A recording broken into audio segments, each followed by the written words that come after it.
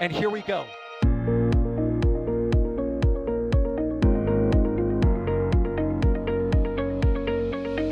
have liftoff. Propulsion continues to be nominal. R68 chamber pressure looks good. Doubling up. Roger, planet. Water towers fly! Yes! Tango down to nominal. Fighting outside SPD off. Bring in SPD off. It's orange! Oh my god! Oh my god! Décollage. Look at this! Put that in the big bag, 343 unfolds to go. Indeed. We rise together, back to the moon and beyond. This methane will be igniting in the flare, correct? Yikes. You good? Sure. We don't need any more of these.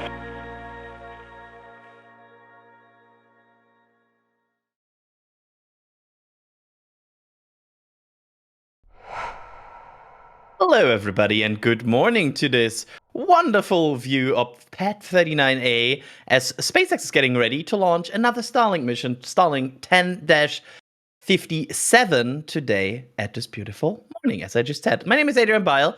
I'm your host for today, and apparently was not really organized for this intro. And with me is EJ.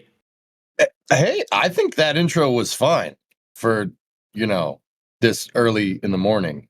That intro was great. How you doing, everybody? It was perfect.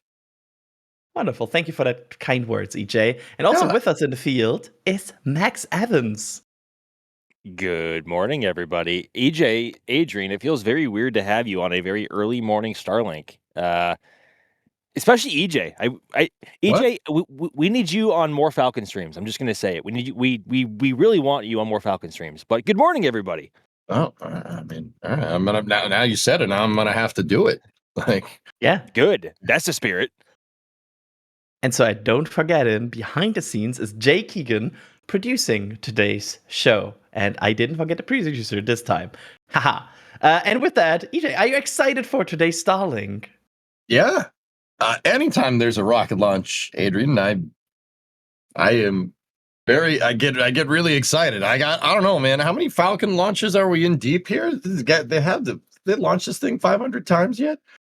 We're at 111. 554 overall, 115th SpaceX launch, and there's more stats to it, but yeah. This is the 529th Falcon 9 mission, 111th mission of 2025. Are you guys getting bored of this yet? Because I'm not. I'm not. This is fantastic. I love rockets. This is great. I also always love the Starlinks on 39A because, of course, we get a lot of 40s because 40 tends to be the pad that launches a bit more Starlinks. But it's always great to see 39A. It's just a wonderful view. It's a beautiful pad. And it's a beautiful morning. And Max, I'm throwing this to you. How's the weather looking and also the visibility and everything? Like, is it shaping up to be a good morning? Well, I was going to rudely stop you there and say that you were forgetting a word there when you were describing Launch Complex 39A. Historic. It is historic. Yes, Adrian. Yes. I'm glad you picked it up.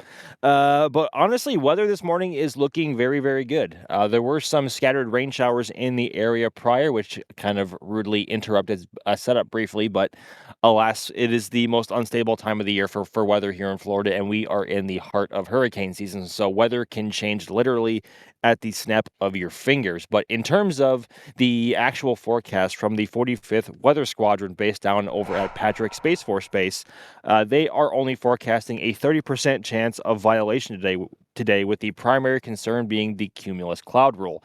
And I do have to say there are quite a few of those around, albeit not in the direct area of the launch pad or the flight trajectory. So everything looking okay so far. And also in terms of upper level winds, booster recovery weather, and solar activity, those risk criteria are all forecasted to be of low concern. So everything is looking good, even though we have pushed a little bit into the window this morning. I believe the opening of the window was around 7 a.m. this morning, or maybe just before. Obviously now it is not that, but but they are proceeding with the count as far as we are aware. You see some venting from the transporter erector there on the right-hand side of your screen, and all that venting that we are seeing is an indicator based on what we have seen prior that we are currently on time for a liftoff at 8:32 a.m. local time here on the Space Coast of Florida from LC-39A. Sorry, historic LC-39A. That was a summary, That Max. was really good. Wow, I'm impressed. I have weirdly enough energy, or like way more than I thought I would, because I just got back from Starbase at like 10:30 p.m. last night, and then I had to wake up at like 5:30 this morning to do this. So, been a long night, not a lot of sleep, but honestly, I'm just glad to be home. And you got more sleep than me, man. What? Oh, you wrenching on that Ford again? Dodge this time, but yeah, something like that. Typical. First off, this looks beautiful. I kind of want to talk about the what a fairings shot. here. I mean, look at this shot. It's amazing. Clouds can be beautiful. I love They Florida, can be. man. Florida's great. Yeah, I mean, unless you forget that in that water, there's probably like 20 swamp puppies in this shot right now. But you That don't makes it like even better, Adrian. Yeah, they're awesome. No, Yes. they can bite. Yeah, it is peak evolution right there. They've been virtually unchanged for millions of years. Gators are amazing. They are literally adorable, Adrian. I have no idea what you're talking about. Moving on. I kind of want to point out the fairing here, EJ, because of course we don't know exactly how many times they have flown yet. But look at these fairings. Yeah, that one's seen some action. The one that's on the close side to the transporter erector. So, guys, if you don't know, Falcon 9 uses what's called a clamshell fairing. There are two halves to it, and they separate, and you'll see them separate here in about an hour, give or take, maybe a little bit less than that.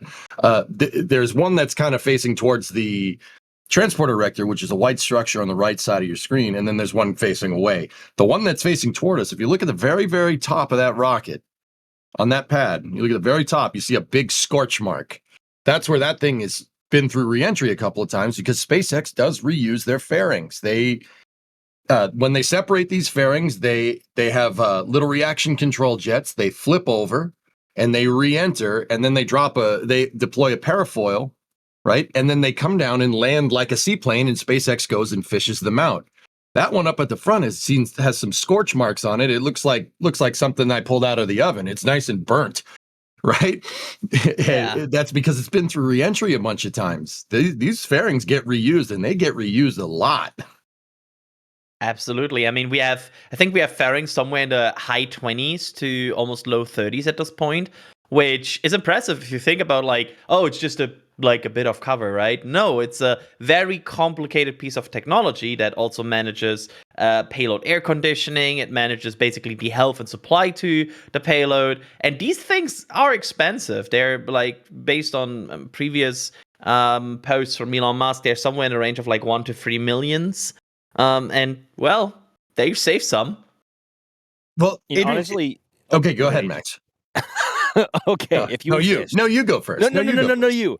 Actually, to honestly elaborate a little bit more on the fairings, honestly, they are in their own respects their very own spacecraft, because they have their very own avionics and control systems, being RCS thrusters, or reaction control system thrusters. So once they separate, they have to orient themselves properly to re-enter the atmosphere at the appropriate angle, and then of course once they reach the appropriate altitude, they have their own parachutes which they deploy to be recovered out of either the Atlantic Ocean or the Pacific Ocean. So they really are their own individual spacecraft, separate from Falcon 9, even though they are technically obviously part of the rocket. But just one more unique thing: they aren't just this passive piece of composite or plastic or metal that once you shed, you obviously never see again. So very unique. Yeah, sometimes I wish we had a bit better tracking for the fairings, because you could see how many of these fairings like have flown important missions, right? And like what kind of history they have. Of course, most of their manifest is probably Starlings, but it's I always love to talk about this, and of course, we always give a lot of shine to the booster, which we will also talk about here. But I mean, the booster only flew 26 times so far, EJ. It's just his 27th flight, right? Yeah. Yeah, that's nothing. That's not even the life leader. Doesn't even have the crown. Yeah. So, yeah, that's I don't think we have to. Nah, I'm joking. Of course, B10 69 in this case, flight 27 after a 37-day turnaround here. So quite a booster. And for the people wondering what booster flew this booster, including CRS SpaceX 24 in 2021, is one of the missions it started its journey. And then since then, it has been very much a Starlink workhorse with 22 Starlink missions on this booster. So, yeah, that thing launched a lot of satellites. And it's also worth noting that after CRS-24, it had a very rough landing on the drone ship afterwards. And of course, CRS-24 was its very first mission. A lot of the issues that we see with Falcon 9 booster recovery in terms of either a hard landing or a somewhat inaccurate landing or a landing that honestly makes you kind of pucker a little bit, always comes on the first flight because the vehicle really hasn't learned how to fly. And obviously it adapts more and more as it flies. So it came down very hard. I think either it struck a swell or a wave in the ocean at just the wrong time, or it fired the engine just a little bit too late, and it came down pretty hard and crushed some of the landing legs, crush cores, and then obviously smooshed a lot, or if I want to say a majority, if not all, of its 9 Merlin 1D engine nozzles. So it came in quite damaged, and a lot of us were convinced at that point that it was going to have to be scrapped because of how much damage there was obviously present. And what we couldn't tell though was how bad the damage was internally, whether it be to the thrust puck, I should say, or the actual tank structure itself. So we didn't know how much damage was under the skin, but it took a long time. Between flight number 1 and flight number 2. I think it's flight number 2 wasn't until 2023, I want to say, and CRS 24 was at the very end of 2021. So it was down for quite a while. Go ahead, Adrian. It was about a year before flight 1 and 2. I just to quickly input here, but yeah, it's quite crazy if you think about that. The usual turnaround of these boosters is like what, 30 days? Yep. So there was some work to do. EJ, an interesting question here we are getting about the fairings is, do they have TPS? Or if they don't have TPS, why don't they need TPS, thermal protection system? This is a good question. I love this. So fairings do have, I mean, all parts of the Falcon 9 in some way, shape, or form have some type of thermal protection system, albeit for like keeping propellants cold on the way up, or, Falcon has, at the very bottom, it has some thermal protection system down at the business end of the booster for when it's coming back down. Now, the fairings do have an outer thermal protection system, but it's not anything too fancy. Like you're not going to see tiles like you see on Starship, or a heat shield like you see on Dragon. You're not going to see those on the fairings. Now, why is that? All right. The big thing about the fairing is that for the amount of surface area that thing takes up, like if it's ongoing into the wind, right? It's very, very light for its size. I mean, you guys want a little bit of scale here. A school bus could fit inside of those fairings, like a big old American school bus. Like, I'm not sure how the school buses look overseas, but ours are pretty big. They're gigantic, and it can fit inside of there. So the fairing, believe it or not, for how big it is so ridiculously light that you're not going to need quite the biggest thermal protection system there. It's no different than the thermal protection system that you'd have for the fairing on the way up. Now, SpaceX has made some modifications to the very, very tip of the fairings, the nose cone, like up at the top. And there's some great footage of the separation. They have, like, if you look, that fairing is just wobbling around. They're not very structurally sound, to be honest with you, and they're super, super light. This thing is basically made out of like an aluminum lattice with carbon fiber, kind of like, not paper mache on either side. That's not the right way of saying it. It's wound on a mandrel and it's baked in an autoclave. But these fairings are so ridiculously light. You actually don't need that much of a thermal protection system. No, not much more than what you'd need for the thing going on the way up, right? So this fairing is able to come back down, and because it's so big and so ridiculously light, it'll just slow down. Now, that's not to say that it's not going to get reentry heating. It'll get a little hot, but what SpaceX has on the outside of the fairing is good enough. That's good enough to get it all the way back down. They have a very high coefficient of drag and a very, very low ballistic coefficient. To talk math for a second. So that the plain English way of saying that, they're super light and they're super big. So this is like, Adrian, like one more thing real quick. Like the equivalent here would be like if you were at the top of a tall building, you had a piece of paper, and like if you had like a piece of A4 paper and like a pebble from NASA's crawlerway, and you drop both of those off the building, that paper is just going to glide all the way down and will probably land on the ground relatively intact. That rock's going all the way down, hitting the ground and shattering, right? Well, it depends on the type of rock. But yeah, fairings, they don't need tiles. They don't need a heat shield. They have a small thermal protection system, but it's the thermal protection system that the thing, for the most part, uses on the way up. I was about to bring up the example of the paper falling from a skyscraper. I'm not even joking. No, I'm not even like. I think it's brilliant that like the moment you said it, I was like, yes. Yeah. All right. Cool. So that was cool.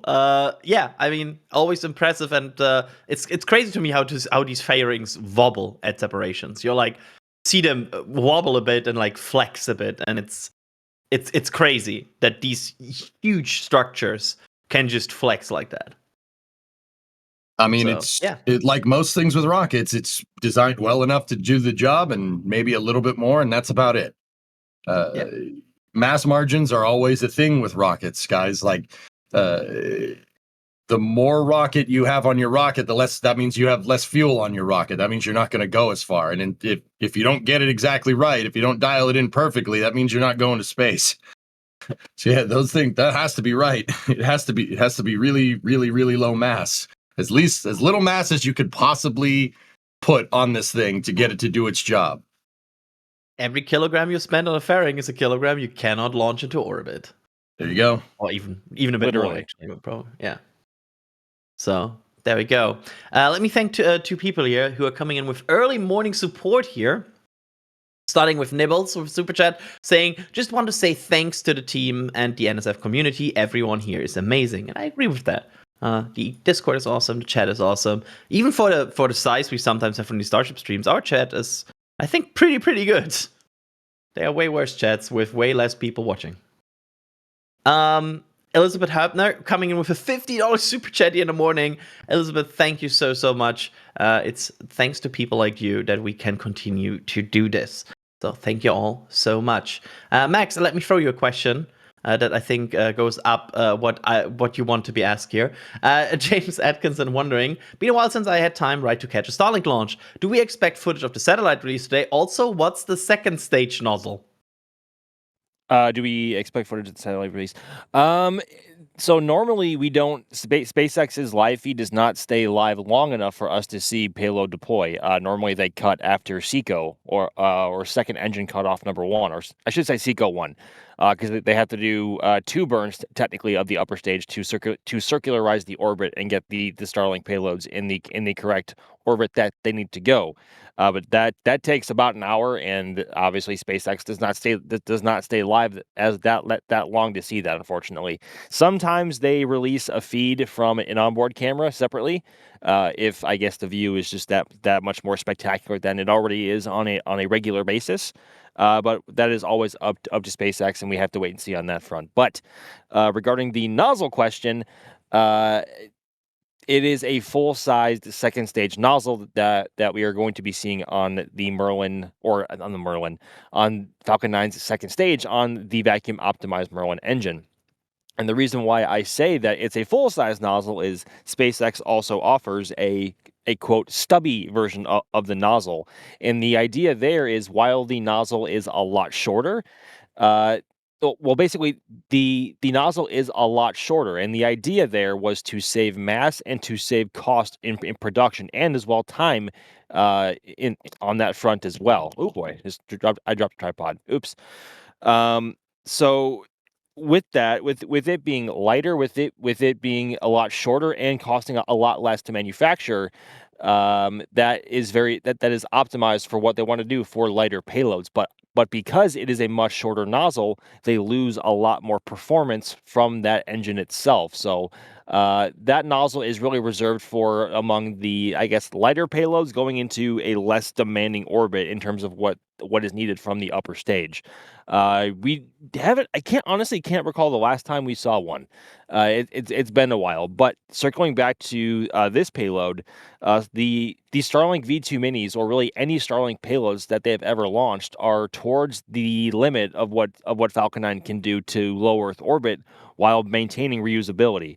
They are among the heaviest payloads that Falcon 9 flies, and I think it's when they hang on, I'm trying to think back here. I think when they flew 29, I think the one and only time they have flown 29 Starlink V2 mini satellites, that remains, I think, the heaviest payload that Falcon 9 has currently carried to orbit. Somebody fact check me. I could be wrong on that one, but because of the weight and mass of these Starlink satellites, they need the full size and full performance out of that MVAC engine. So full size nozzle today. There we Thank go. Jeb. Oh, You what? Thank Jeb? Is that what you said? thank Jeb. I hate that stubby nozzle. I can't stand that thing. It looks so cursed. I'm so glad we don't see it It anymore. looks But so Max is- good. It doesn't. It does. It's functionally beautiful. How about that? Aesthetics mean nothing in spaceflight. Well, not nothing, but like they take a thorough backseat. Don't give the Ares 1 fans an out. I'm not. Wait. Ares 1 fan club can go rot as far as I'm concerned. Oh, Just kidding, obviously. You're 0 for 2 with me today, dude. Jeez. Would it be better or worse if I said Ford is bad, Chevy good? 0 for 3. Yes, sir. I'm on a streak. Atlas Let's is- go. I will continue. Atlas is an ugly rocket. Well, which Atlas? This is Yeah. important. That's actually a good point. Actually, Atlas 5. Sorry, I mean Atlas 5. Which Atlas 5? All that have boosters because they are all not symmetrical. I mean, that is, yeah, you kind of have a point there. It's so annoying. I don't know if I would say ugly, more like just visually frustrating. Yeah, that's a very good word for it. I look at it and I'm like, it would be so much better if this is aligning. Sorry, this is a take. Way off the rails this morning. I mean, I think the asymmetric boosters on Atlas, I think that's pretty trick engineering. I think that's pretty cool. I mean, it is, but then you look at Vulcan and you're like, oh man, like SRBs lined up with perfect symmetry is just better. It's just better. Yeah, like Vulcan shows you how ugly Atlas is, I think. Because Vulcan is so beautiful. That's a take. This is my take. I'm sorry. I love Atlas as a vehicle. Atlas is amazing. It's an amazing workhorse. It has launched amazing missions. The engineering is insane.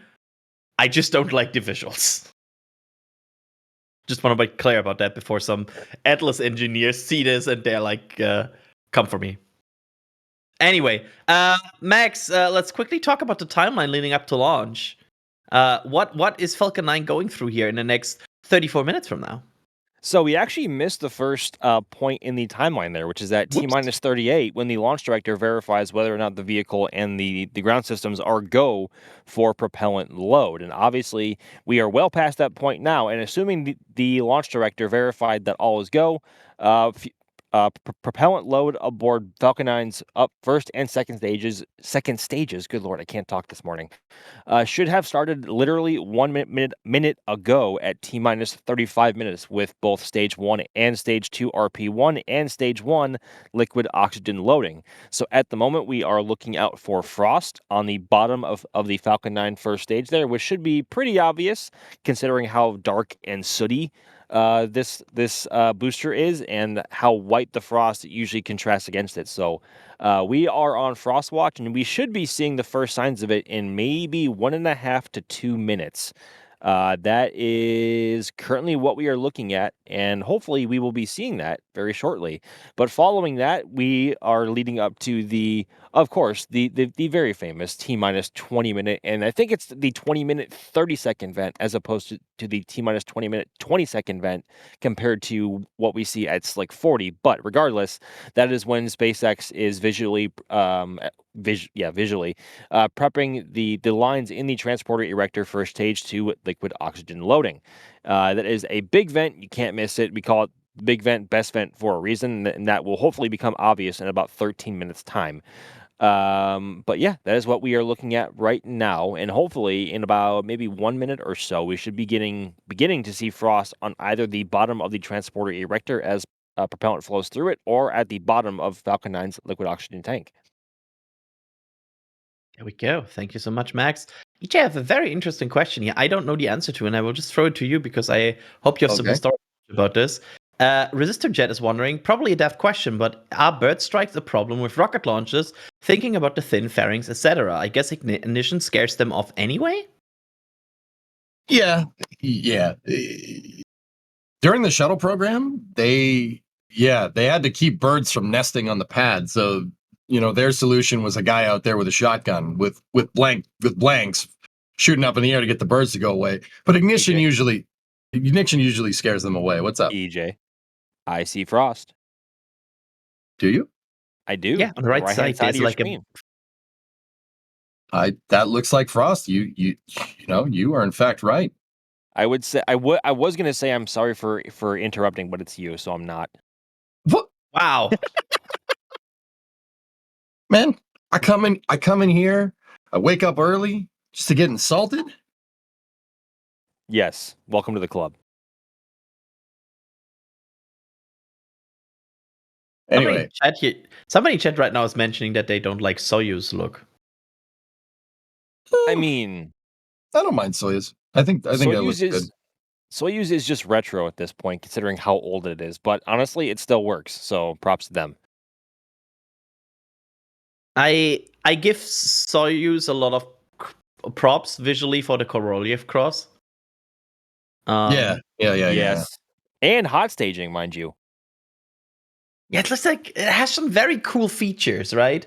Like some very cool parts of it are just neat. So I like Soyuz.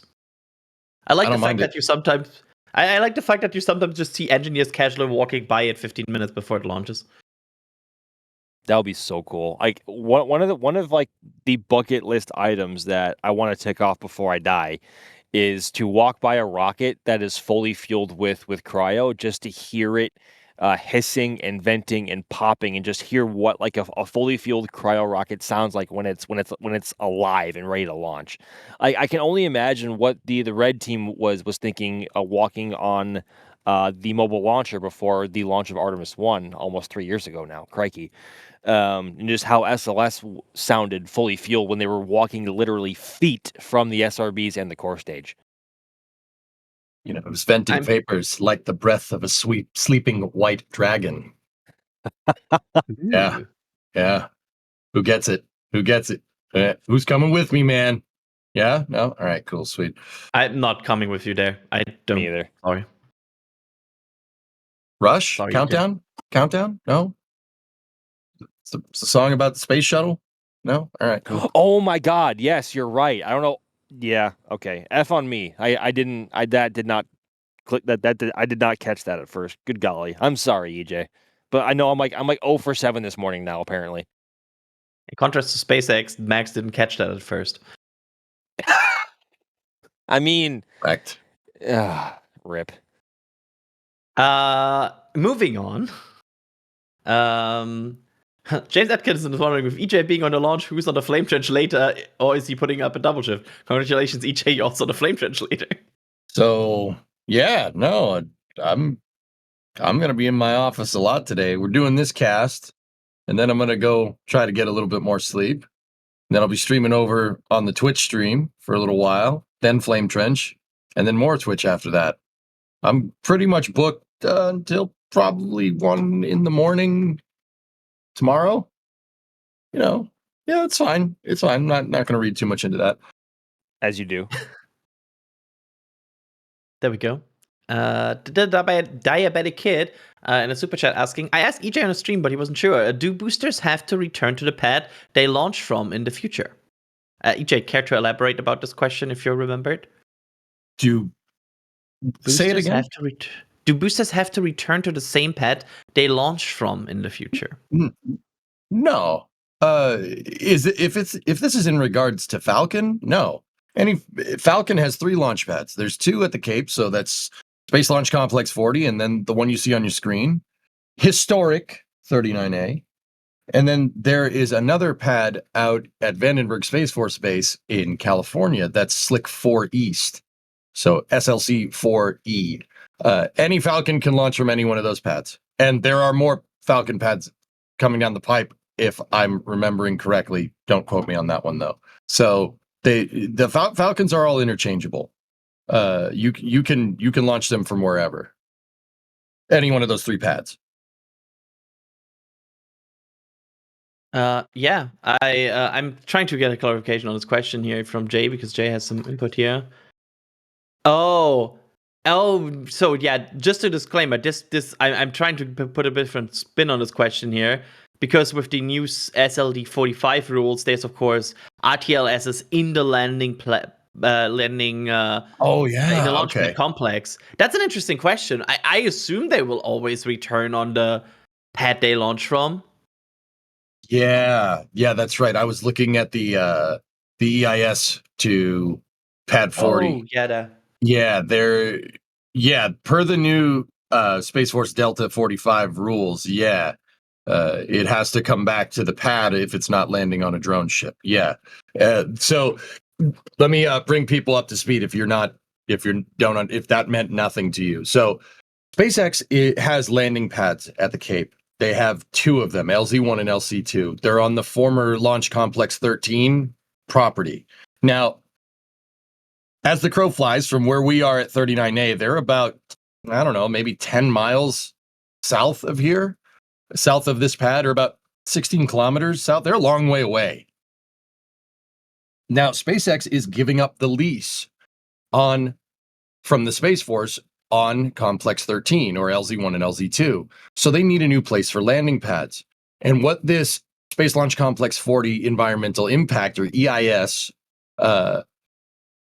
denoted is putting the landing pads, the future landing zones for Falcon 9, putting them right next to the pads.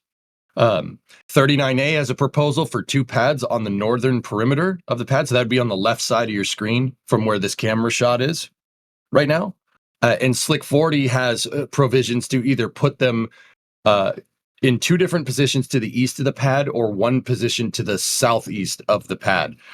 2 landing pads for each. So we have the potential of seeing up to 4. 2 around Space Launch Complex 40, 2 around 39A.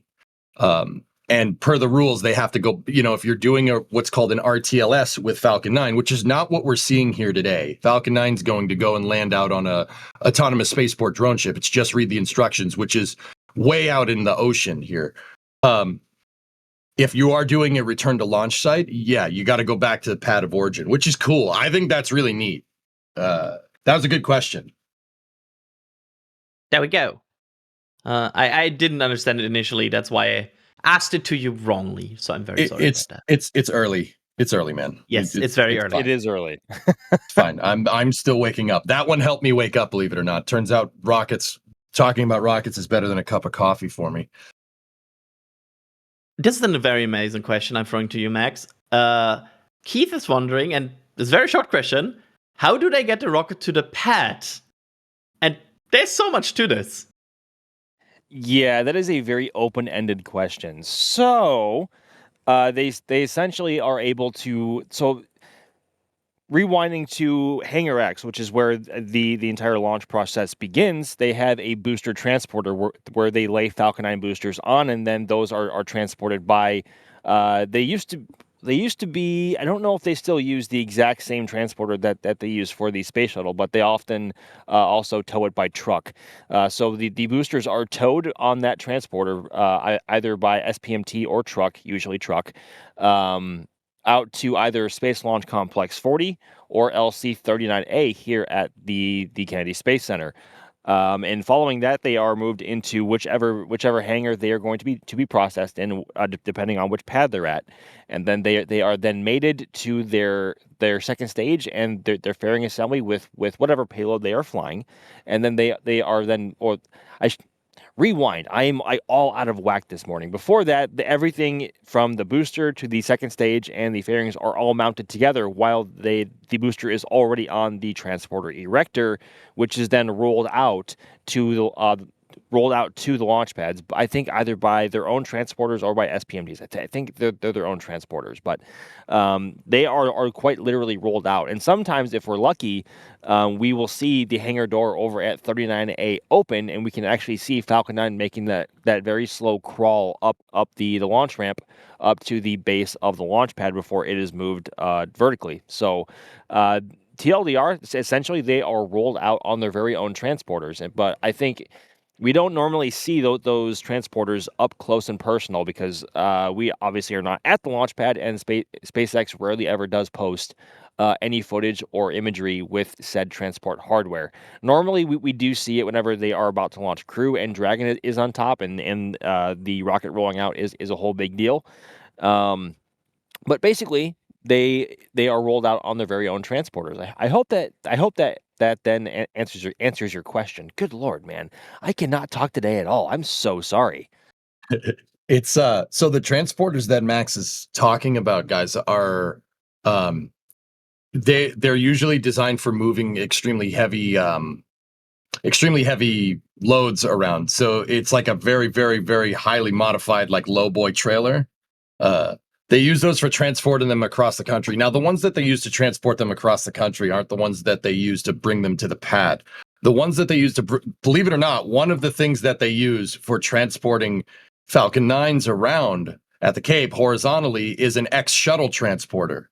There is a cart, and I say cart, it's this gigantic self-propelled modular transporter that was bespoke built by a company called Cometto to move shuttle orbiters around. SpaceX scored that thing in a government auction for nothing, like pennies on the dollar, right? And they modified it to move Falcons around. Now, you don't see that thing get used as much. They're using like modified SPMTs and then a heavy lift, a heavy hauling truck, like something you'd see from the military, like a 7-ton or something, to pull these things around. They basically pull it on a really, really, really, really big trailer. But they're not trailers exactly. They're designed for hauling heavy loads around. So it's usually super long, and it has they have like multi-axis steering on the trailer and stuff so they can maneuver the thing around because it's so ridiculously long. Crazy thing about it, though, is that more often than not, and correct me if I'm wrong, fellas, more often than not, we see Falcon 9s being transported around with a second stage attached to them. Like when we see them on Space Coast Live, we see them being moved with second stages around on the, like, just second stage is bolted to the first stage. They just move the first stage around with the second stage attached to it, which is crazy. Oh, there's our vent. Hey, EJ, what is that vent? That is our 20-minute vent. Correct? Yes, Is that it is. already at T-minus 20 minutes? Wow, time flies when you're having fun. All right. So that vent right there is SpaceX chilling down the propellant, particularly the liquid oxygen line that goes to the second stage that I was just talking about. The transporter erector, which is that structure to the right-hand side of the vehicle, so screen right, that has the fuel and oxidizer lines for the second stage. If you guys think about how stages are fueled, or what's called tanked in the industry, right? Get tanked, nerd.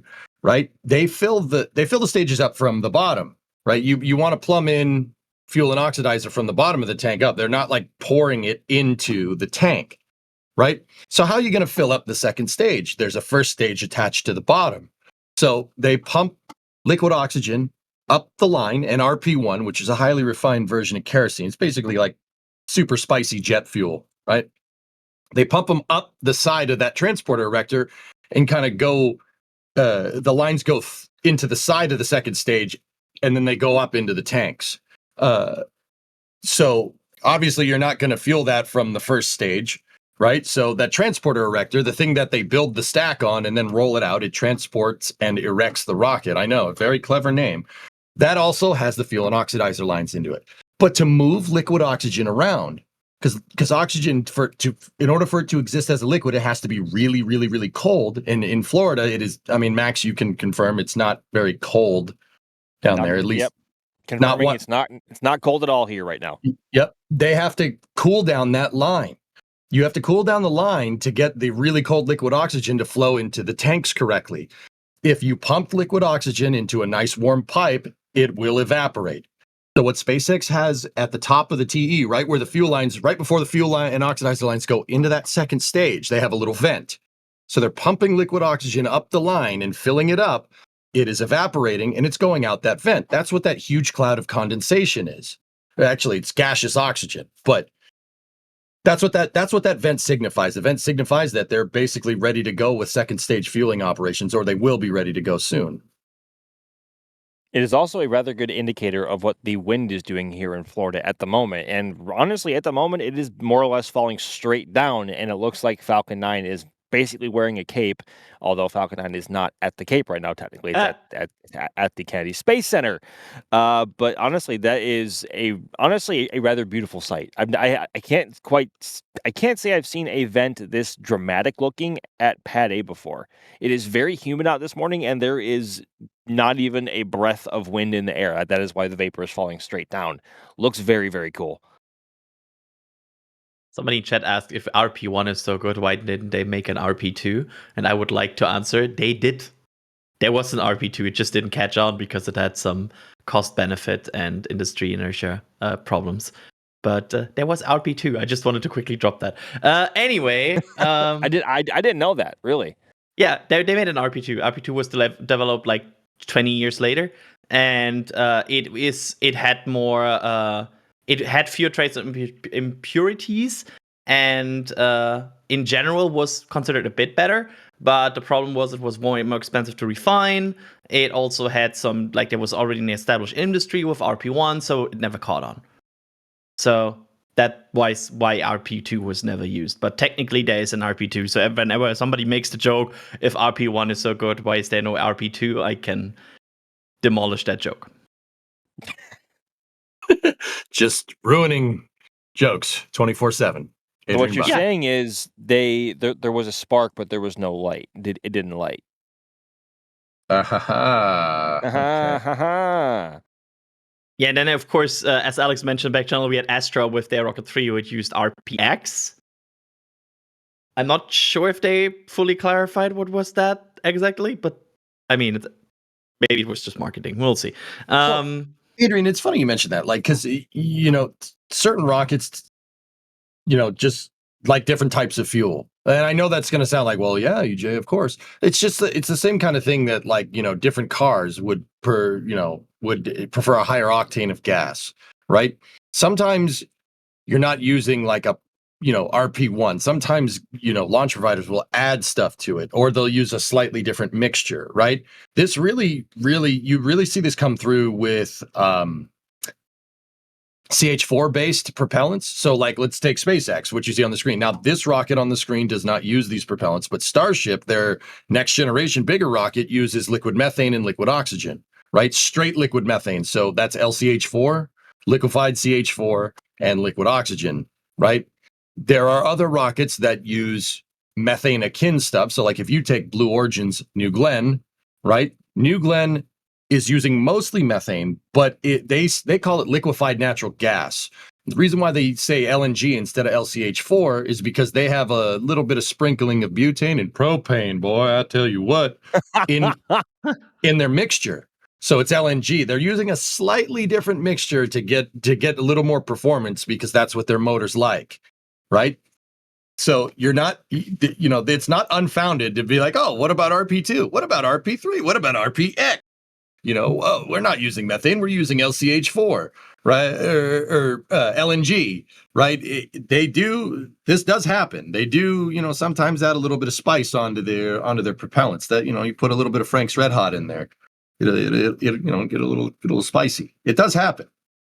Yeah, it's like kind of comparable to, for example, Formula One, right? Like it's all hydrocarbons, but every team will have a bit of a different blend of hydrocarbons. Mhm. So Basically. yeah, it's a cool thing to elaborate on, and because I don't think Starship would enjoy the fuel mix from BE4, for example. I don't think that would work.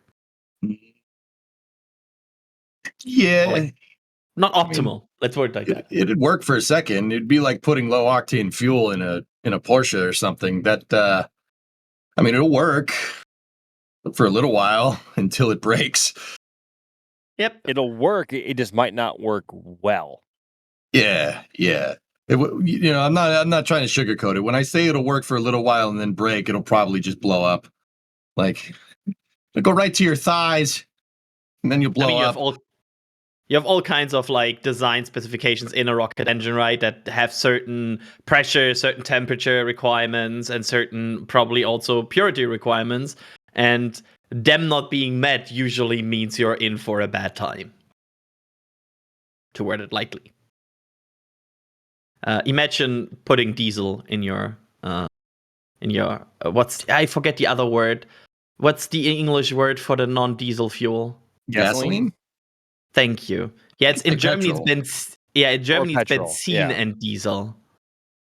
What? Yeah, putting diesel in a gas car is a really bad idea. I would not recommend anybody try that ever. Yeah, in Germany we have we have two fuels, benzene and diesel, and you shouldn't put the wrong in the wrong car. Probably whatever. Benzene? Really? Benzene. Yeah, it's called benzene. Benzene and diesel. Interesting. Today I learned. I will elaborate further at some point. Anyway, at this point, it feels like we're about there where I think I will let Max go here, because Max, I think you still have some cameras to set up in this morning, right? Yeah, there was some rain that got in the way of setup this morning, and I was only able to get the live stream camera up. So I'm going to get my other two cameras set up now while I can. So it's a bit earlier than usual, but thank you very much, everybody, and I will see y'all on the other side. See you, buddy. Talk to you later, Max. James Atkinson asking, hey, Adrian, how's the design for Flight 11 patch coming along? It's done. That's all I'm going to say about this. Then let me thank some more people here coming in early this morning here with some very generous support. Matt Hicks with a super chat saying, haven't been able to donate in a while, so why you guys are here, love ya. Keep up the great coverage. Don't ever feel sorry or try to make up for not being able to support us for a period of time. You being here and asking questions and keeping it entertaining is all we ask for. So thank you so much for that, Matt. To get a little bit philosophical here in the morning. Like, time is a precious commodity, guys, and you give us your time. That means a lot. And that's a big deal, and we appreciate it. Thank you. Yep. Couldn't have said it better. Matt Hicks also gifting a Red Team membership. Thank you so much. Molly becoming a Pat Red member. And then Aaron Quake saying, I'm 40 today, so happy there's a launch for my birthday. Thanks, NSF, for all you do. Happy birthday. SpaceX is going to light a candle for you. Yeah, I feel very confident there will be a big candle. Angry American with super chat saying, the difference between RP1 and home heating fuel is the ppm of wax and sulfur content for lubrication. Mm-hmm. Yeah. I mean, fuel oil for your house is a little bit heavier stuff than RP1. That's a little bit more sludgy, but yeah, there you go. That's all the different mixtures for hydrocarbon. Like, you want to talk hydrocarbons, there's all different types of oils, from bunker C all the way to gasoline, right? To lubricating oil, to fuel oil. There's all kinds of stuff. That's a good stuff, man. There we go. I think RP1 also is red, right? It's almost reddish in color. It has red dye in it. I mean, it depends, but yeah, they put red dye in it. It looks like Hawaiian Punch. That's so you can identify it because it's a clear liquid. I don't know what this is, right? They actually put. I'm about to say food coloring, but it ain't food coloring, right? Yeah, it looks like fruit punch. It's forbidden fruit punch though. It's how some gases get some odor put into it, so you smell them when they leak, right? That's Kinda correct. Like Yep. it's an identifier to make it more easy. So let's see here. What else do I have a question? I mean, of course, we are just 8 minutes and 20 seconds away here from launch, and at this point, Falcon 9 is getting close to engine chill. And I'm wondering, EJ, why would an engine need to be chilled? It's getting very hot, right? It's the same exact reason that we saw the 20-minute vent. The Falcon 9 is going to start moving through what's called pre-valves. There's smaller valves, obviously not the main one that opens up to the engine. They start opening up smaller ones to cool down their turbine machinery.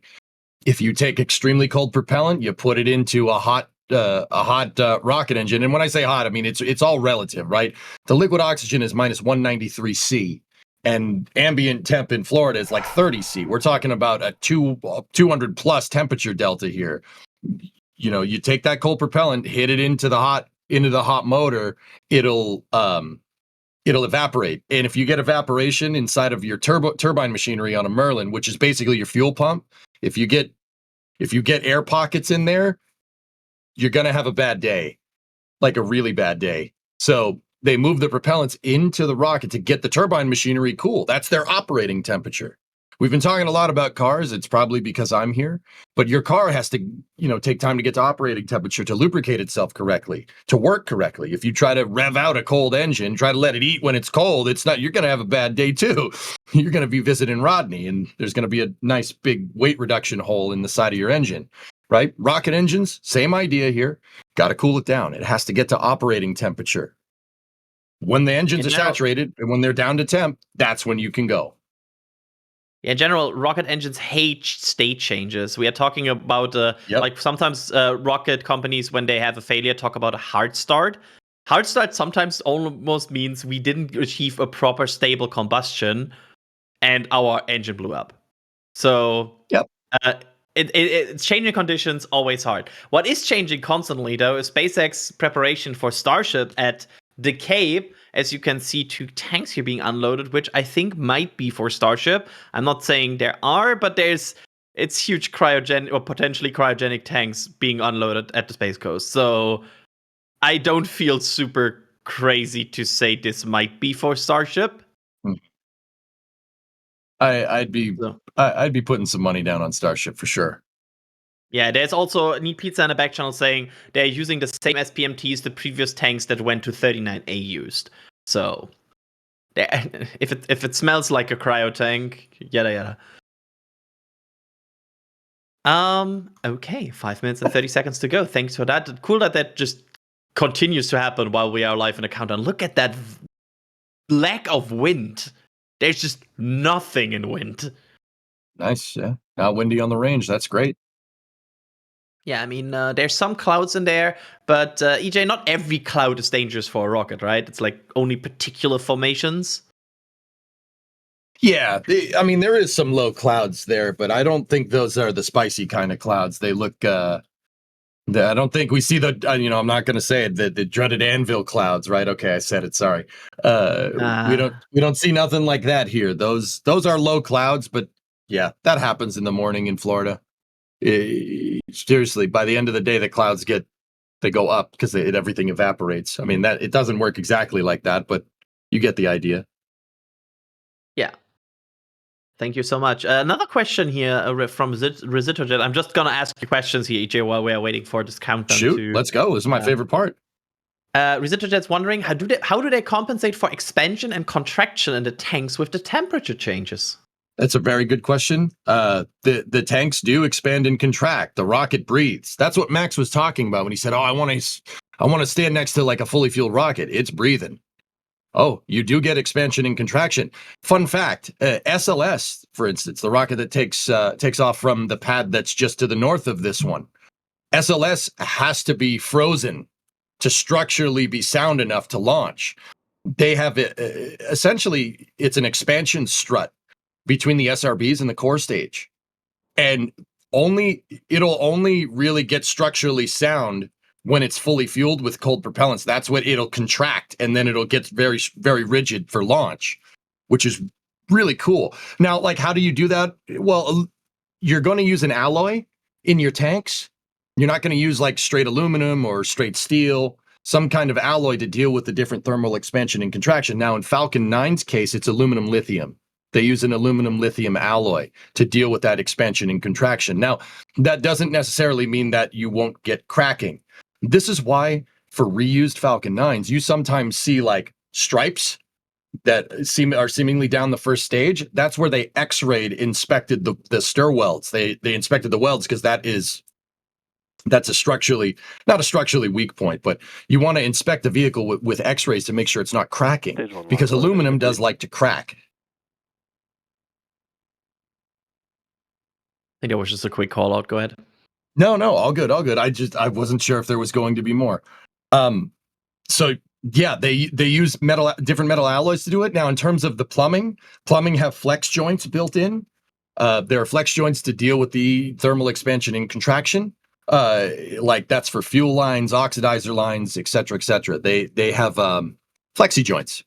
It's like if you took a pipe and a slinky and like made them into one thing. Flexi joints. You heard it here first. I love the name. Flexi joints. I think that should, if it's not a technical term, it should be one. I agree. So that's a very good explanation, and it's so much that goes into working a rocket, like all the different conditions a rocket has to go through. It's always fascinating to talk about what these engineers have to make work, while also have heavy weight. There we go. That's the stage 2 lock slot. You will now see return of the vent there it is, on cue, as they are wrapping up and basically purge that transport erector to make sure there's not like locks in there anymore, because EJ, that would be a bad time, right?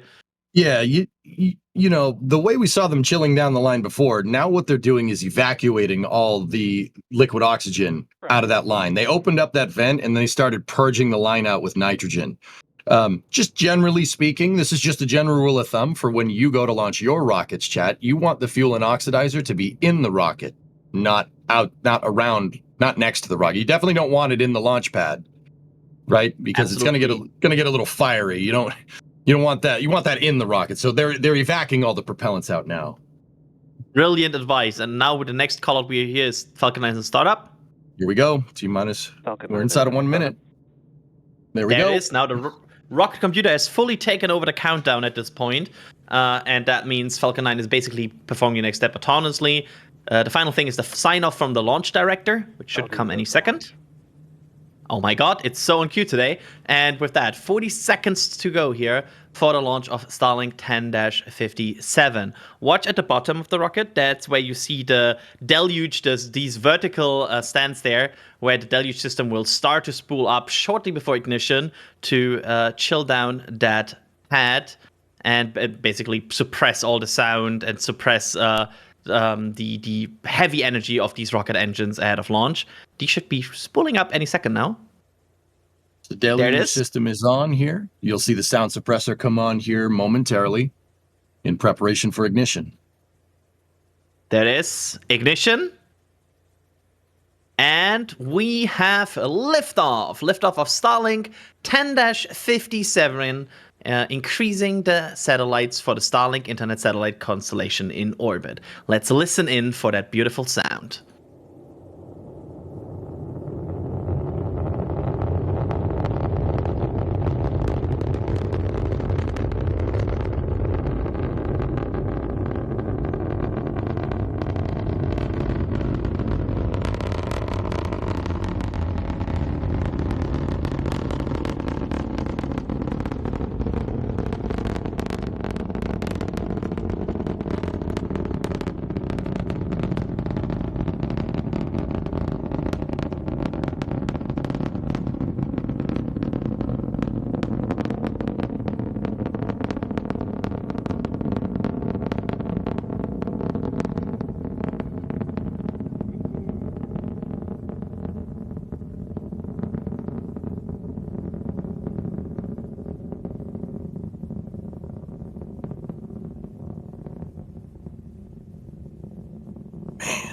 That's nice. Yeah, that vape. You could see the vapor cone. Very good. Beautiful, beautiful tracking shot. Beautiful lighting here. Deep crackle as well today on the engines. Really, really hitting a beautiful sound today. And just a minute to go for this booster. They're using that propellant quickly. Yep. Once again, everybody, this is booster 1069. That's the serial number on the first stage. And it is right now on its 27th flight. 27 reuses of that first stage. It's pretty impressive. If you're really watching close, you can see that the shutdown that is about to happen is staged. They will shut down basically two engines in sequence, and it's not all 9 engines at the same time. It's hard to spot, though. The sequence shutdown goes along with sequence ignition, Adrian. We probably should have talked about this. They don't light all 9 engines at once, nor do they shut down all 9 at once. The reason why is because if you try to light all of them or shut down all of them at the same time, you're talking about shock accel and deceleration on the vehicle. It'd be like hitting the bottom of it with a hammer. You don't want that. Yep. There it is. It's like a very gentle startup, basically. And that's the second stage MVAC engine that you can now see there. From this beautiful track from Max. Still has it. Look at that. It's a hint of a jellyfish. Yep. And there's the booster in the plume now of the second stage. And we should see 2 more dots popping up there. That will be the fairings. Exactly. Those aerodynamic shells that we were talking about at the beginning of the stream. Should pop up on now. There's a cloud, of course. But there's Nice. SpaceX views. Mm-hmm. I mean, they gave us some beautiful launch today.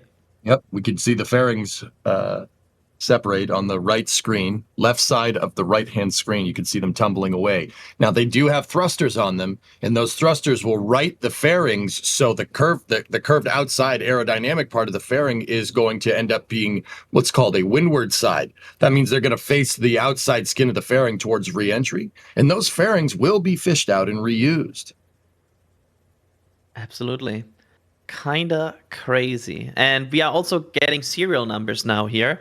We have serial numbers on the fairing SN 212-14, which means 14 flights of that fairing. And the other one, the other half, is SN 155-29. So that fairing just did its 29th flight.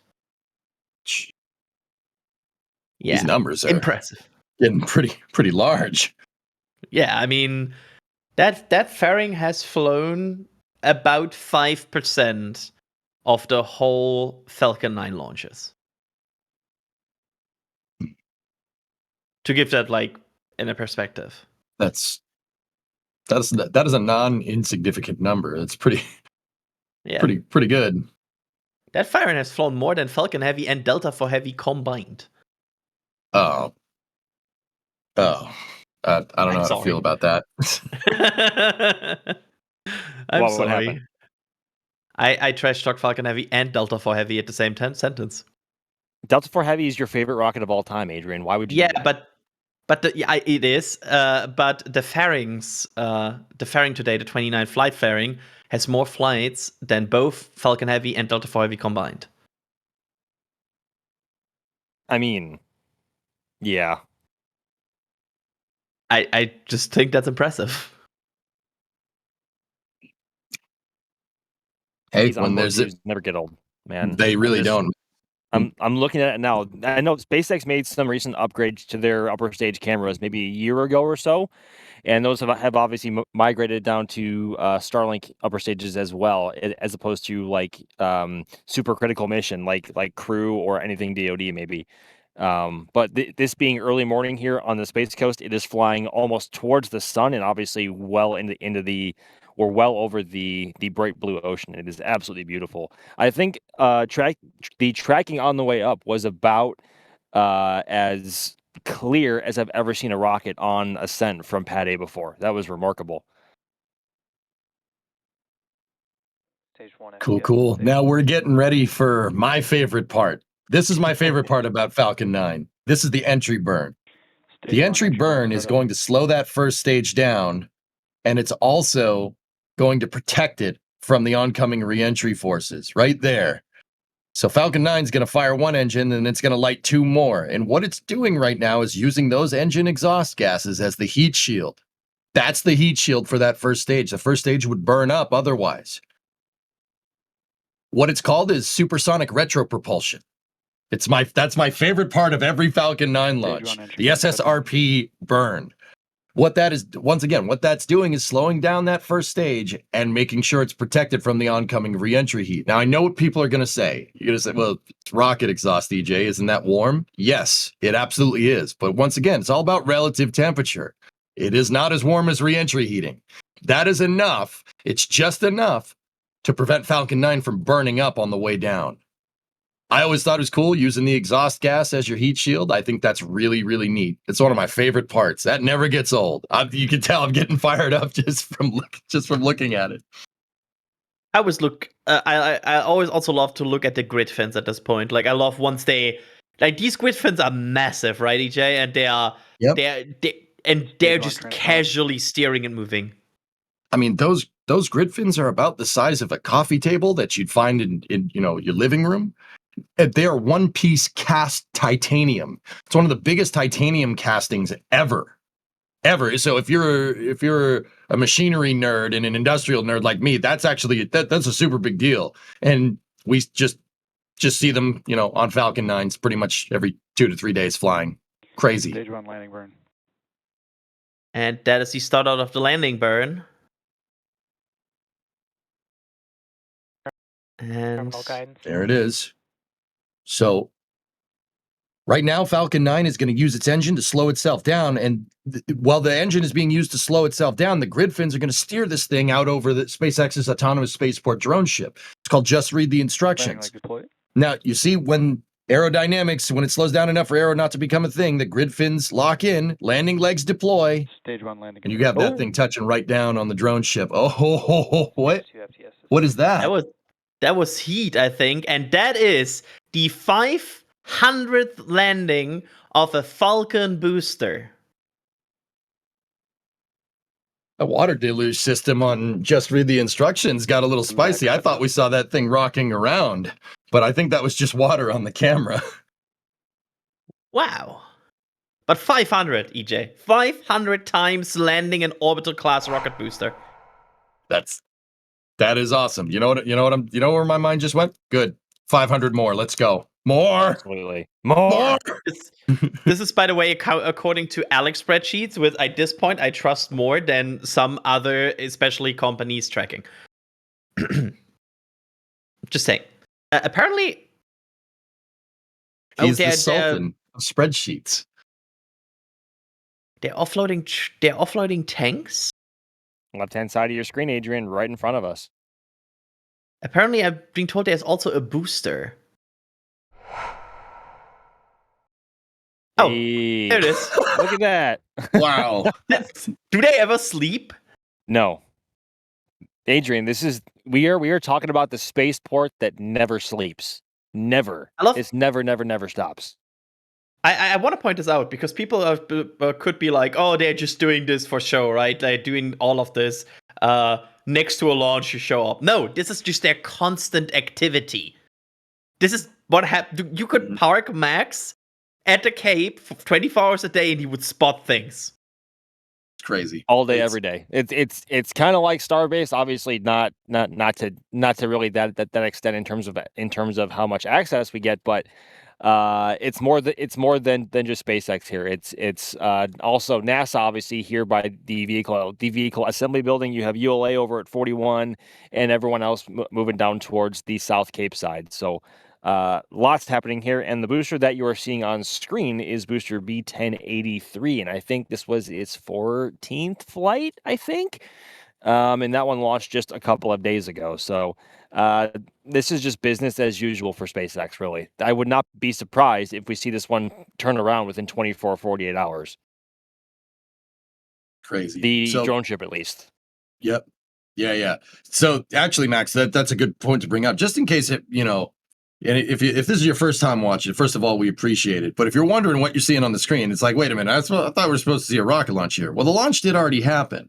But And Falcon 9's first stage did go out and it landed on an autonomous spaceport drone ship. But SpaceX has 2 of them operating off of the Space Coast. They have just read the instructions, which you just saw Booster 1069 land on.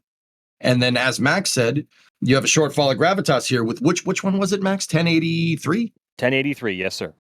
So that, one drone ship, that received a mission that had a Falcon 9 landed on it 4 days ago. It's being towed back, and you see one drone ship coming in, another one out probably, 400 miles off the coast that we just saw a rocket land on, and the other one's coming in. It's a never-ending train, right?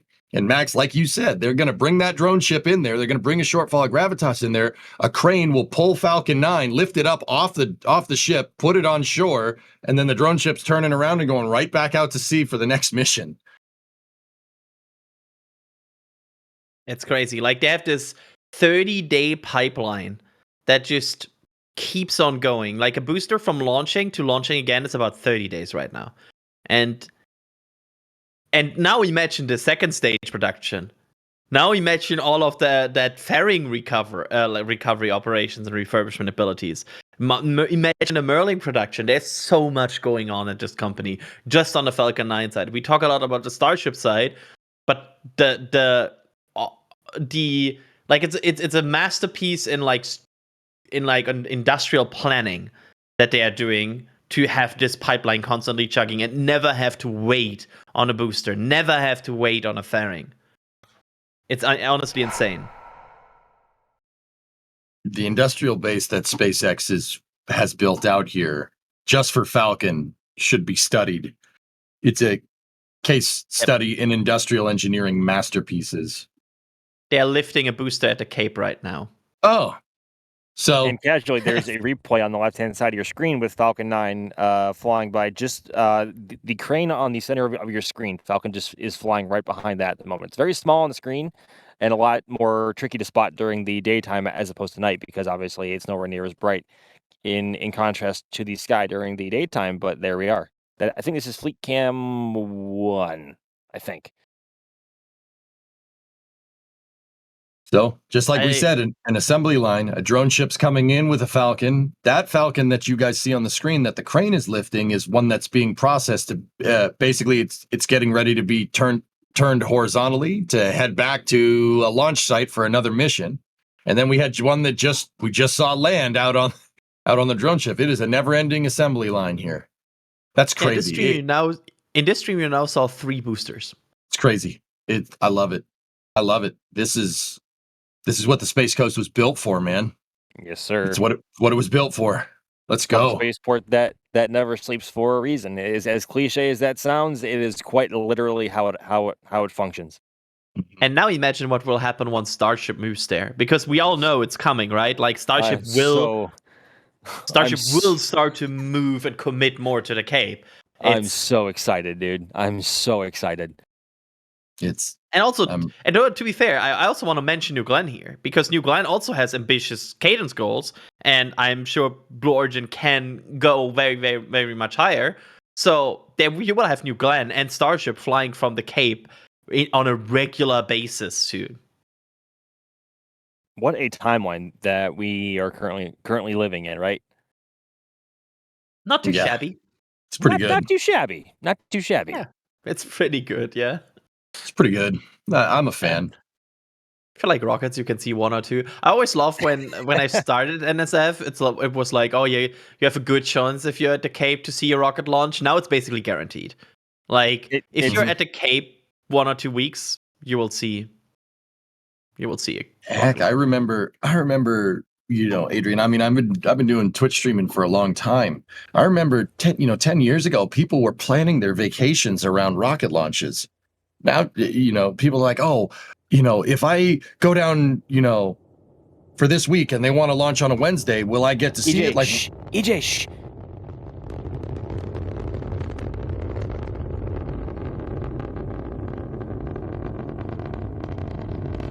Ooh, nice.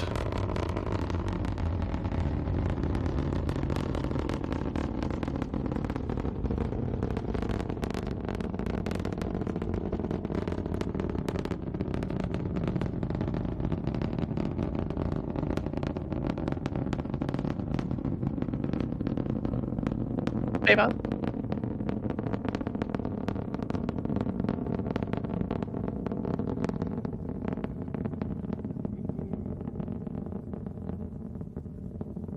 Yeah, EJ, you were going to say sorry. We quickly. Yeah, wanna sorry, listen to you. EJ. Huh? What? I don't even know what I was Sorry. talking about, dude. I'm Sorry to sorry. interrupt. I got distracted by the Cadence. sound.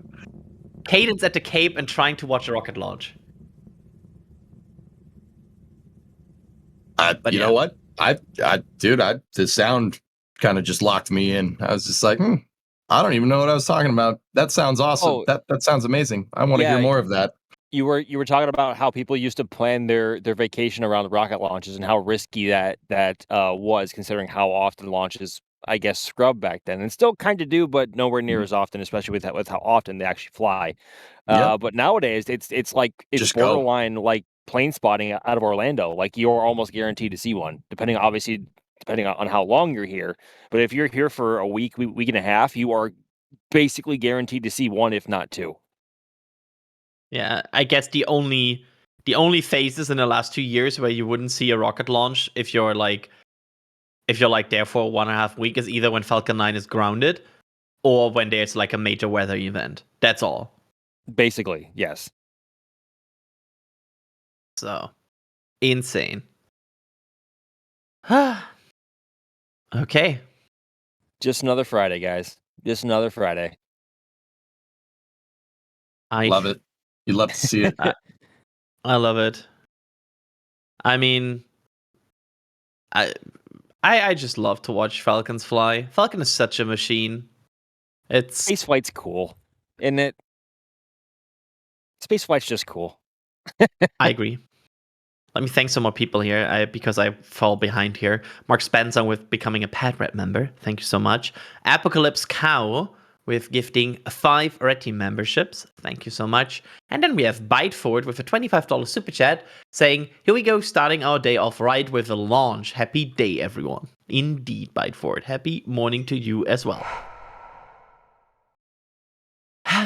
Wonderful. I think we done it. I'm looking at the back channel here, but I think it's time to say our goodbyes here, right? Yeah, I think so. I mean, Adrian, I think we could sit here and watch Space Coast Live all day. Just watch the boosters. If Just being only you could processed. do that, right? Like if I only mean- there's like a 24/7 Space Coast live stream that you could watch every single second of the day, EJ. Yeah, I know that'd be really good. Where can I find that? Oh, the NASA Spaceflight YouTube channel, I heard there's a 24/7 Space Coast live stream where you can watch all the activity constantly every single day of the week. Is it bad if I have like Starbase Live and Space Coast Live, and McGregor gets cut in on SPL, so I just have those on while I'm working? Is that bad? It's only slightly distracting. I also have a dedicated screen for that. Like I have a dedicated space watching screen where they just run. Like you sometimes catch something, you sometimes see something. It's kind of cool. Yep. Just sit there watching the work bit being done. It's very humbling, and it's a privilege to see it, to be honest. It's pretty cool. Wonderful. Absolutely. So with that, EJ, thank you so much for getting up early in the morning and joining me here on the stream. Finland, I mean, hi, yeah, I'm awake. Yeah. Hey, thank you for having me. I appreciate it. It's a privilege being on here, guys. And I do stream over on Twitch. I will be live in probably about 3 hours from now over there. If you like STEM stuff, you like playing STEM games like Kerbal, Stationeers, stuff like that, I'm your guy. If not, keep following over here at NSF. But Adrian, thank you for having me. It's a privilege being on here. I do appreciate it. I appreciate you as well. And of course, you will also be on the Flame Trench later today. And That's right. then we also had in the field Max Evans also rolling out here very early in the morning. Max, thank you so much. It is a pleasure as always, everyone, and thank you as well for coming to hang out with us. I know it is very, very early for us here in the U.S., but it is always a pleasure coming out to see Falcon 9 fly, especially from historic 39A. So, and we will hopefully see you guys again in about 4 days for Monday's mission. There we go. Couldn't have said it better. Behind the scenes, Jay Keegan was the operator for today's stream. Thank you so much, Jay. And I'm your host, Adrian Bile. I was also here on today's stream. And with that, let's all watch some Space Coast live. See you there. And here we go.